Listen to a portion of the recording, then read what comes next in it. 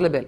აი ეს პროექტი დარჩა თუ ამ პროექტმაც წარუმატებლობა განიცადა? მე ესე ვიტყოდი, ეხლა თუ მოდი განვავრცობთ ჭაობის მეტაფორას, ჭაობში შეიძლება ორნაირად მოიქცეს ადამიანი. პირველი დაიწყოს ფართხალი და ჩაიძირება. ერთი მხარე ეს არის დავუშვათ, ვინც დაიწყებს ამასთან ესე პირდაპირ ბრძოლას, ჩაიძირება. ვინც გაყუჩდება შეიძლება გადარჩეს. ის შეიძლება გადარჩეს, მაგრამ აი გადარჩება როგორ? აი აქ არის ორი ვარიანტი, კარგით არ გამაძე, ცუდით არ გამაძე. თქვათ ასე, ესე იგი ორი სატელიტობის ორი ვარიანტი, თქვათ ასე. მაგრამ არსებობს მესამე გზა არის ყველაზე უფრო საინტერესო, ყველაზე უფრო მნიშვნელოვანი და ყველაზე უფრო ესეთი მე ესე ვიტყოდი, აი მართლაც შემოქმედებითი. ეს არის მეტაფორა, რომ გამოვიყენოთ ცნობილი ბარონ მიუნჰაუზენის საკუთარი თავის ამოყვანა ნაწნავით. და მე მგონია, რომ ეს შესაძლებელია. მაგრამ ამისათვის ჩვენ უნდა შევქმნათ ახალი ნაციონალური პროექტი. ჩვენ ვინ? საქართველოს საზოგადოებამ, ინტელექტუალებმა, ჟურნალისტებმა, საზოგადოებამ და ამის შემდეგ გამოვიყენოთ პოლიტიკური ძალები იმისათვის, რომ მან შეასრულოს ჩვენი შეკვეთა და დავალება. რამდენად შესაძლებელია საკუთარი რა არის ნაციონალური? მოდი თქვათ, რა შეიძლება იყოს ეს ნაციონალური პროექტი და დავიწყებთ ოდნავ შორიდან. დავიწყებ იქიდან, რომ მოდით ვთქვათ ესე, პირველი ესეთი რაღაცნაირი პროექტი იყო ცნობილი ყბადაღებული პაიპლაინი. ნავთობსადენი.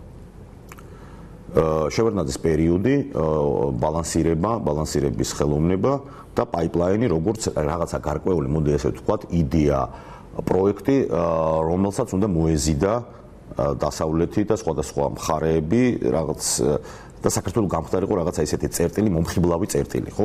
მოდი ესე ვთქვათ, გლობალური პროექტი ნაციონალურ კონტექსტში, ნაციონალურის და გლობალურის რაღაცნაირი დაკავშირება. რამაც იმუშავა? აი, იცით რა არის?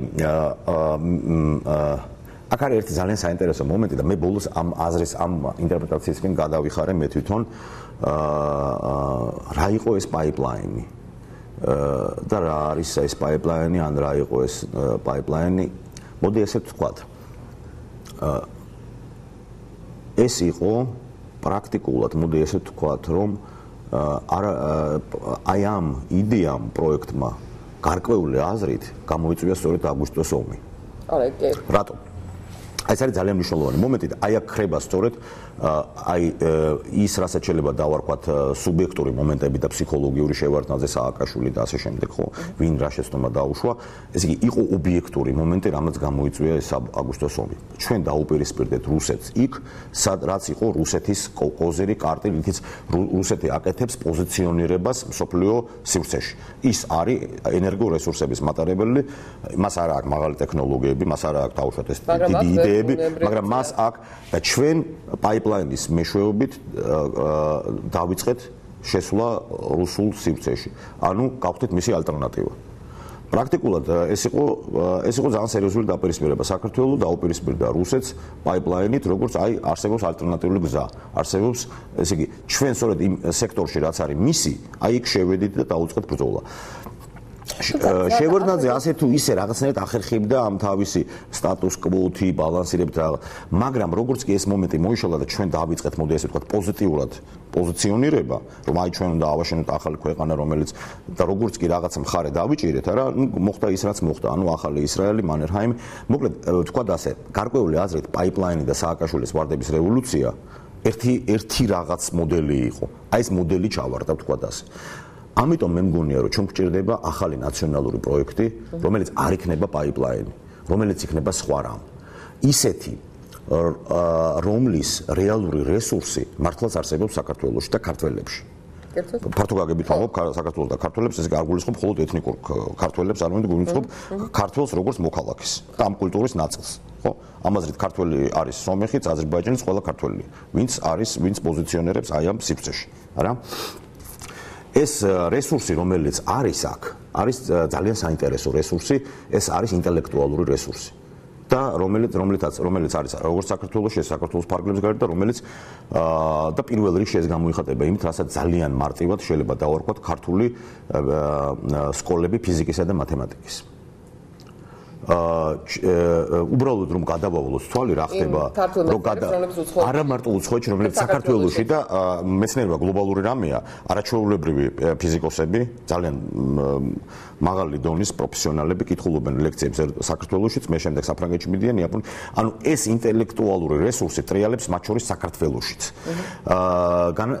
განათლების რეფორმამ რომელიც 2005-6 წლებში დაიწყო პირველ რიგში სამწუხაროდ აი ამას დაარტყა იმას რაც შეიძლება თქვათ არის ჩვენი რესურსი ვიღაცას აქვს წიაღისეული ვიღაცას აქვს ნავთობი ვიღაცას აქვს გაზი ვიღაცას აქვს ესეთი ჩამოყალიბებული დემოკრატიული ინსტიტუციები ჩვენ გვაქვს ბუნებრივი ტალანტი ფიზიკის მათემატიკის მუსიკის კინოთეატრზე აღარ ვლაპარაკობ მაგრამ მე პირველ რიგში ვამბობ იმას რაც შეიძლება იყოს გაყიდვადი და რაც უკვე გაყიდვადია და ერთი ძალიან მნიშვნელოვანი მომენტი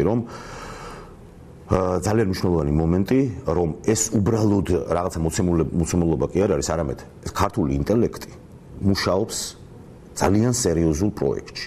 იმ პროექტში, რომელიც ჩვენ ვიცით, ცნობილი დიდი კოლაიდერის სახით. კოლაიდერი, რომელიც მოგახსენებათ 2008 წელს დაიწყო ეს პროექტი, უშველებელი პროექტი ლაპარაკია რაზე? ლაპარაკია, მოდი ესე ვთქვათ,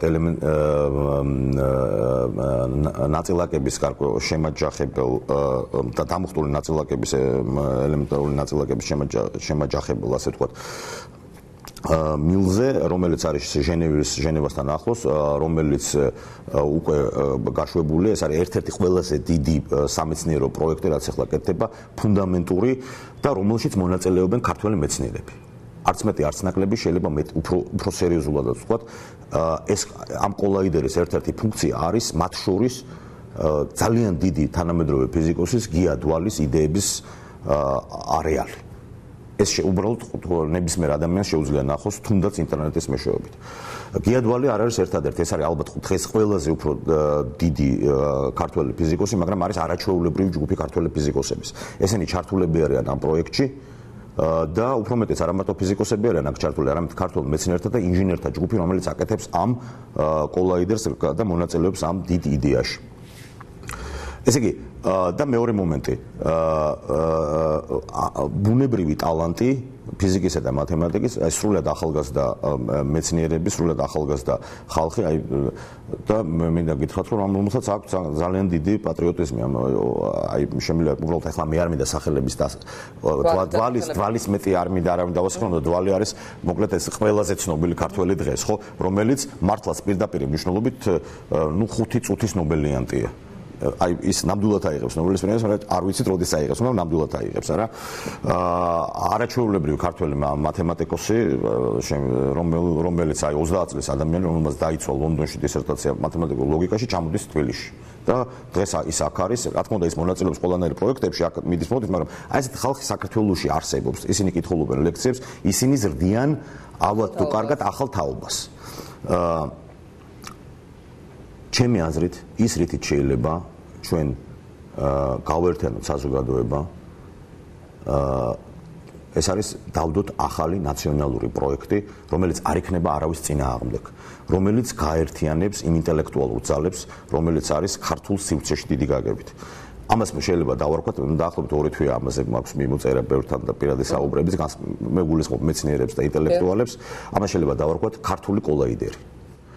ქართული კოლაიდერი, რომელიც არ გულისხმობს პირდაპირ აზრით, ეს კოლაიდერი არის ძალიან დიდი პროექტი, 10 მილიარდიანი. ამაზე არ არის ლაპარაკი, აქ არის ლაპარაკი ბევრად უფრო იაფ, მაგრამ არა მარტო ფუნდამენტურ, არა ნაკლებ ფუნდამენტურ პროექტზე, რომელიც განხორციელდება საქართველოში. მაგალითად, სიტყვაზე ვამბობ შატილში, ვაჟას მთაში და ვაჟას მთა, როგორც აი გლობალური კულტურის და ბერძნული ცივილიზაციის არეალი, იმიტომ რომ ვაჟა არის ჩვენი ჰომეროსი, ხო? და ჰომეროსი არის ბერძნების ვაჟა-ფშაველა.